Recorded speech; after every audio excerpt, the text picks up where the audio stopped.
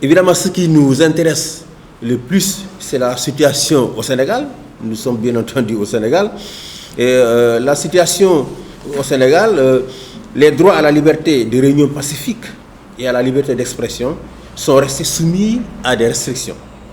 Les conditions de détention sont restées particulièrement dures et les enfants ont été cette année encore contraints de mendier dans la rue. Peu d'efforts ont été faits pour empêcher les auteurs de violations graves des droits humains de bénéficier de l'impunité.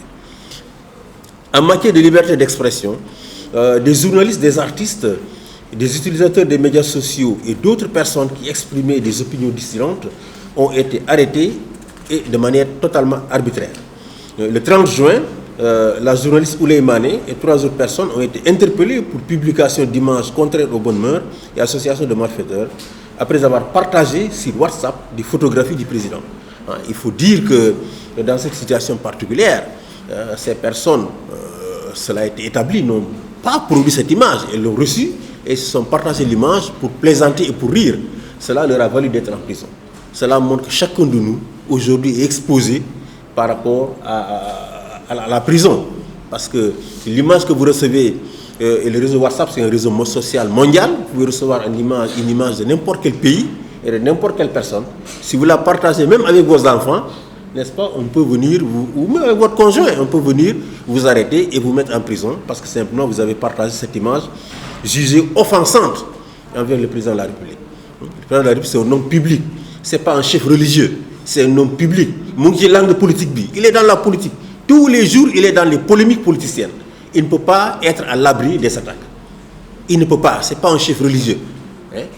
Ce n'est pas un cardinal, ce n'est pas un khalife général. C'est un homme qui est dans la mare politique. Qui, tous les jours, lui-même, n'est-ce pas, raille les opposants.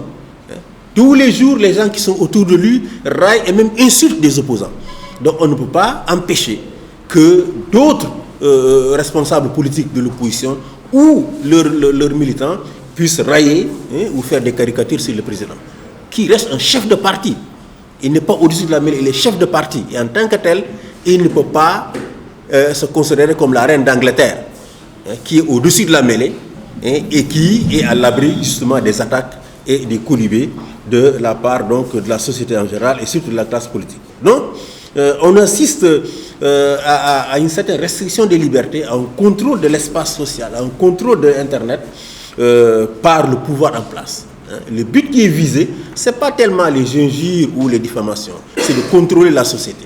On veut contrôler la société et éviter que les réseaux sociaux deviennent un espace de contestation. On sait tous, la révolution dans les pays arabes, ce sont les réseaux sociaux. Dans tous les pays du monde, ce sont les réseaux sociaux. Donc il faut contrôler cet espace. Il faut terroriser, il faut instaurer la peur dans cet espace-là pour que plus jamais les gens ne puissent l'utiliser à des fins de contestation.